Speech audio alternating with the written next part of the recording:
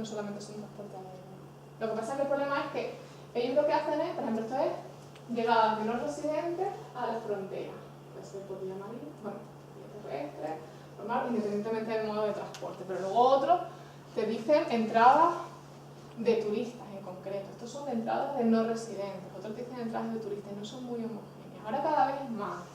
Y yo desde que los empecé a trabajar, cuando empecé la tesis en el 2004, ahora sí que han ido mejorando poco a poco, supongo porque cada vez hay más gente que está haciendo investigación en turismo, pero al principio yo me encontraba con los problemas de que aquí me definen no residentes, turistas, y otros visitantes, y otros simplemente alguien que no sea del país que llega. Puedes llegar por negocio, puedes llegar para visitar familiares, es complicado luego tener una medida homogénea de turistas. Y eso sí que es el problema de la investigación empírica en turismo, la calidad de los datos. Cada vez es mejor, también ahora con las cuentas satélites del turismo se está haciendo un esfuerzo y está mejorando bastante, pero hay un problema es que hay todavía para muy pocos años. Pero bueno, ¿ves? Ahí lo que hacen es esto, te ponen, bueno, Norteamérica, aquí te desagrega, pero ves, te dicen Asia y Pacífico, y te pones Japón nada más. Y el resto te los agregan. El resto de países. ¿Ves? Y otros países europeos.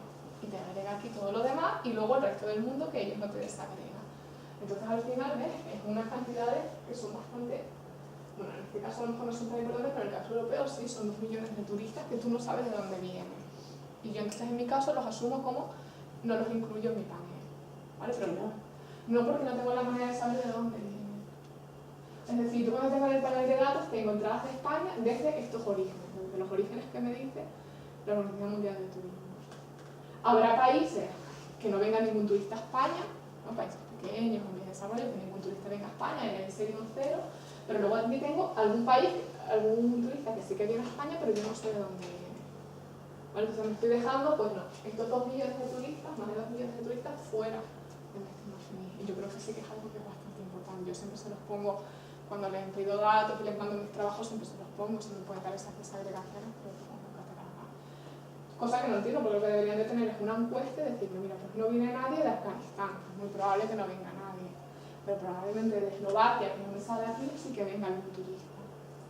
¿Vale? Luego yo sí que hay países en vías de desarrollo que incluso te ponen si solamente ha venido un turista de un determinado origen. ¿Vale? No son muy homogéneos. Pero bueno, estos son con los datos que trabajo, que yo, bueno, tengo los datos hasta el 2012 que me han pasado los centros de turismo, que si alguno los quiere se los puedo dar. Es un problema luego es hacer el tratamiento de los datos, de ponerlos, pero esos datos están ahí, te los dan, siempre que tú luego escribas un paper y pongas en los agradecimientos que te los ha dado la Organización Mundial de Turismo, no hay ningún problema en utilizarlos. Si uno los quiere, yo se los puedo pasar.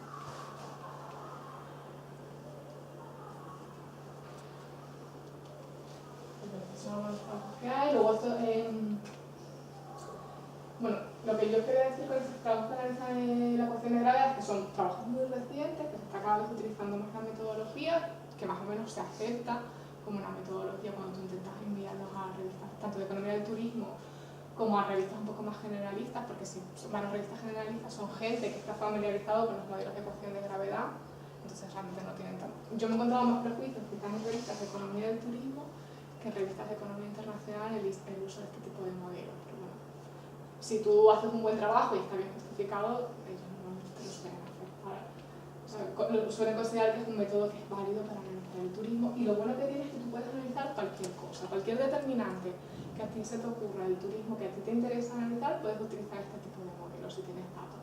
Por ejemplo, esto hemos utilizado, por ejemplo, este tipo de cambio. Este es un trabajo que yo ahora trabajo junto con un chico sudafricano, que la segunda parte de esta estancia en enero yo me voy a ir a Sudáfrica a seguir trabajando con él.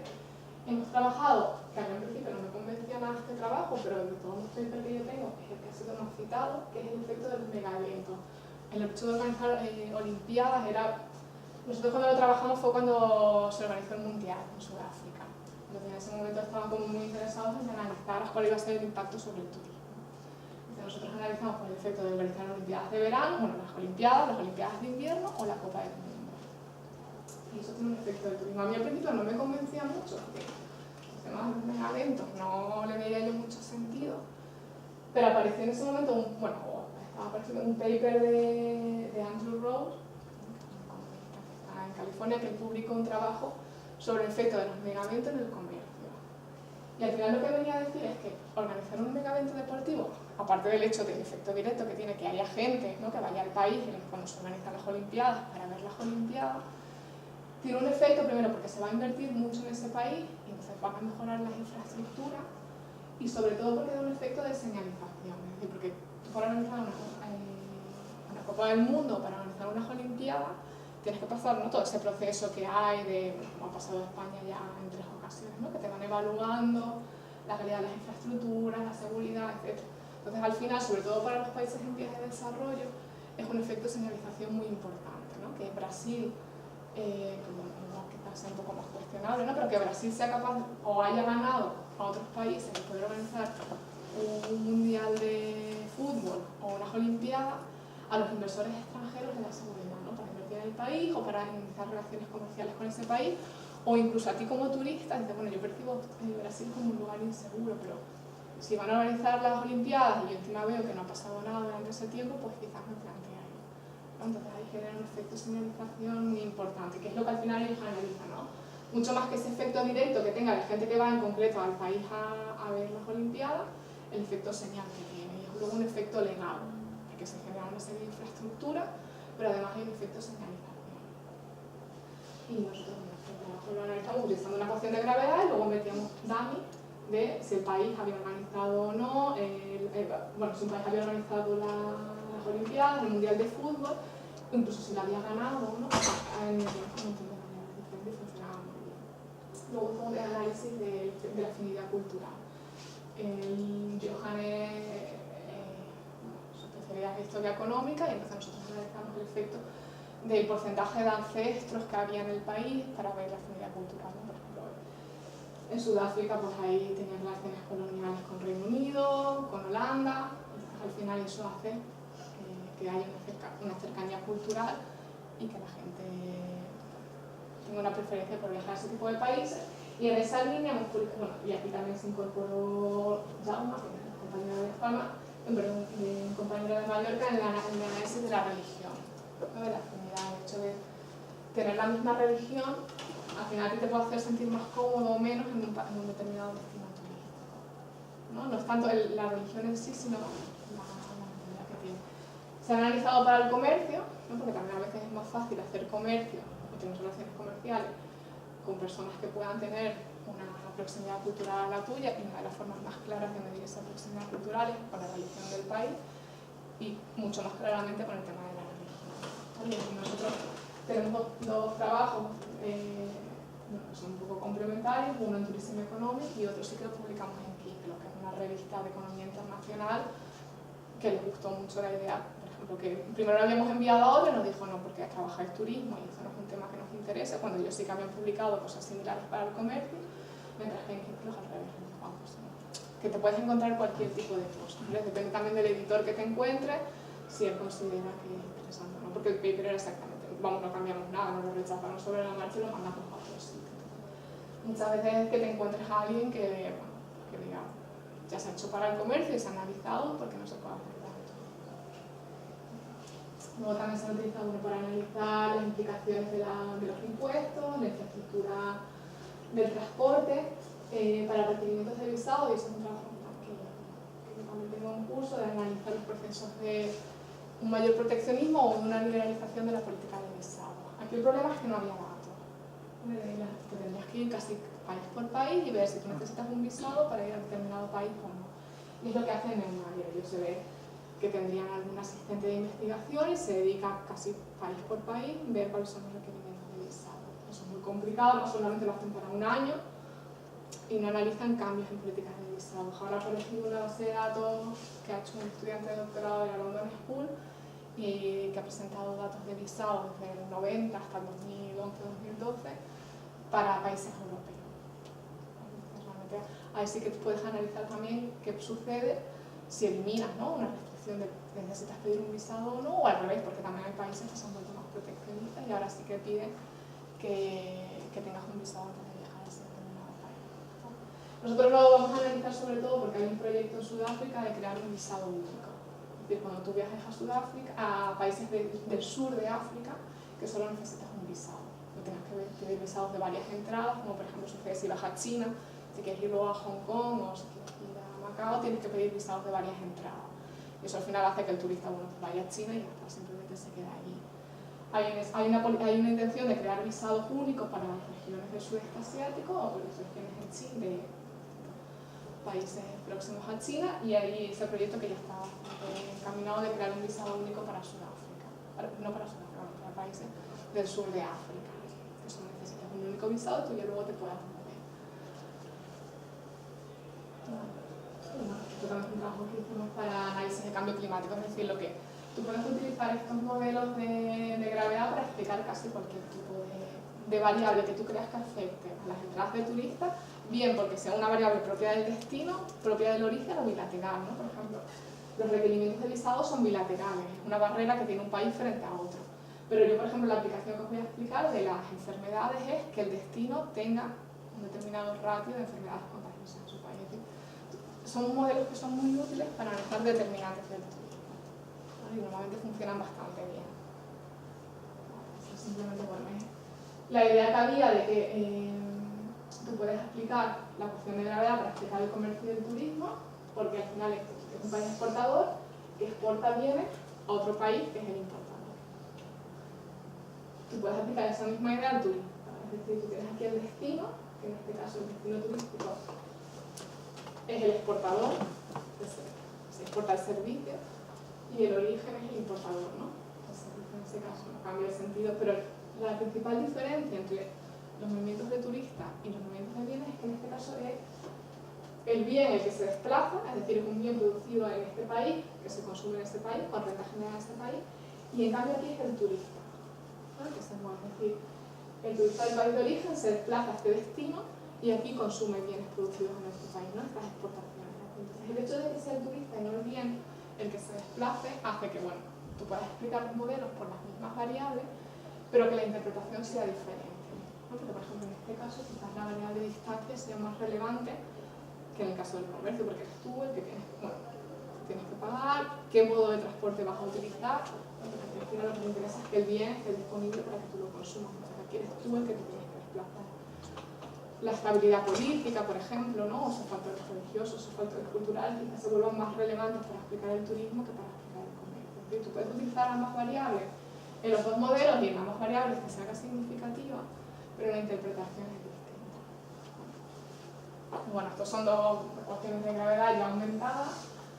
Para exportaciones, que metéis las variables tradicionales de la ecuación de gravedad, PIB, población y distancia, luego meteréis unos índices relativos de precio, y estas son variables que típicamente se suelen incorporar. Son variables DAMI. Estos modelos se suelen meter muchas variables DAMI. Esto es si son países fronteras o no. Por ejemplo, para exportación en España y Portugal tomará el valor 1 hasta DAMI, para el comercio de España con Italia tomará el valor 0, ¿no? Porque España y Italia no son países fronteras. Si hablan la misma lengua, ¿vale? Porque eso facilita las relaciones comerciales, si han tenido relaciones coloniales para esa afinidad cultural, si comparten religión, si pertenecen al mismo acuerdo de libre comercio, si comparten moneda única, y tú puedes meter todas las variables que tú crees que puedan afectar a esta relación. ¿Vale? Luego puedes meter o bien efectos fijos, origen, destino y año, o lo que os había hablado antes, ¿no? De efectos fijos cambiantes en el tiempo, que sea un efecto IT, JT. Y luego para el turismo, pues veis, ¿no? Esta es una ecuación de gravedad, esta es una ecuación de gravedad típica que se estima para el comercio y esta es una ecuación de gravedad típica que se estima para el turismo. Como veis son muy similares, el PIB, población, la distancia, los precios relativos, efecto frontera, también afectará porque será más fácil, ¿no? Puedes hacer a lo mejor transporte por carretera para un país vecino, o una preferencia por viajar a un país vecino, que el destino sea isla, que sea un país sin costa, etc. ¿No? Puedes meter cualquier tipo de variables que se te ocurra que pueden afectar. Un problema cuando metes, porque es lo que yo voy a hacer, yo voy a meter en una ecuación de gravedad similar a esta los ratios de prevalencia de enfermedades contagiosas. El problema es que aquí yo lo voy a estimar utilizando efectos fijos constantes en el tiempo, es que voy a meter un efecto fijo de origen, de destino y de año, porque el problema es que si tú metes efectos fijos cambiantes en el tiempo, estas variables se te van.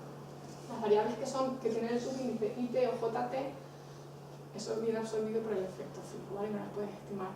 Como mi variable sobre enfermedades será JT, es decir, propias del destino, pero cambiantes en el tiempo, no puedo utilizar los efectos fijos para meter el tiempo, utilizar efectos fijos, ¿vale? Pero cuando yo estimé el modelo base sin meter las enfermedades tampoco había muchas diferencias en la estimación. Y vale, nada, esto lo ven simplemente muy rápido. ¿Cómo hicimos nosotros la estimación la justificación del modelo de demanda turística? O la justificación del modelo de gravedad a través del modelo de demanda turística, que es el típico problema de maximización de la utilidad. No sé si habéis visto esto en el curso del máster, ¿no? La modificación de la demanda turística, donde los consumidores tienen que elegir entre consumir una serie de determinados bienes y dentro de esos bienes estarían viajar a otro país, ¿no? Dentro de tu cesta de consumo también estaría la demanda turística. Que tú viajas a otro país y sujeto a una restricción presupuestaria. La solución a este problema de maximización te da demandas óptimas para cada bien y servicio, y también la demanda óptima de viajar a un determinado origen a un destino particular. Estos son los modelos típicos de demanda. Esto no es nada que nosotros hayamos aportado al trabajo, simplemente hemos resuelto ese problema de maximización.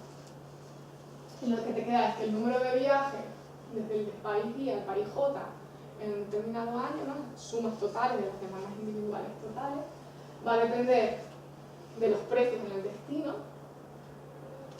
del coste del viaje, es decir, de viajar desde I hacia J, y luego de la renta, ¿no? del país de origen, y luego de una serie de características propias del origen y propias del destino, ¿no? Para resolver este problema de maximización. Y lo que tú puedes considerar, bueno, que el vector de precio de bienes de consumo en el origen es un factor que haga que salga, ¿no? Porque también si es más caro el origen que el país de destino, por eso al final va a ser un índice de precios relativo, ¿no? Si es relativamente más caro el origen que el destino, pues al final más gente, ¿no? Porque el destino turístico es relativamente más barato. Tendrías el nivel de renta de la región como un nivel de renta agregado, al final esto es el PIB de la región.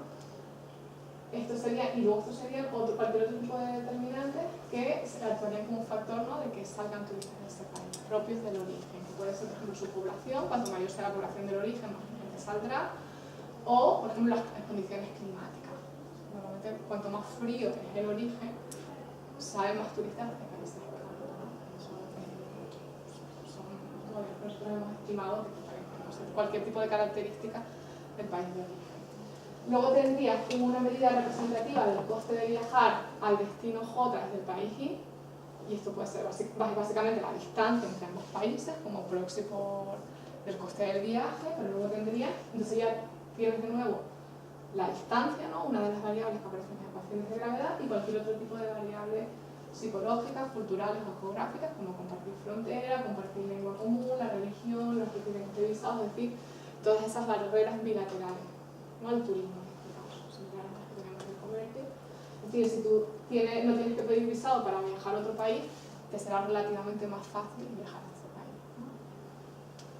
Y luego tienes características propias del destino, que puede ser su nivel de renta, sus condiciones climáticas, si tiene estabilidad política o, por ejemplo, el ratio de enfermedades contagiosas.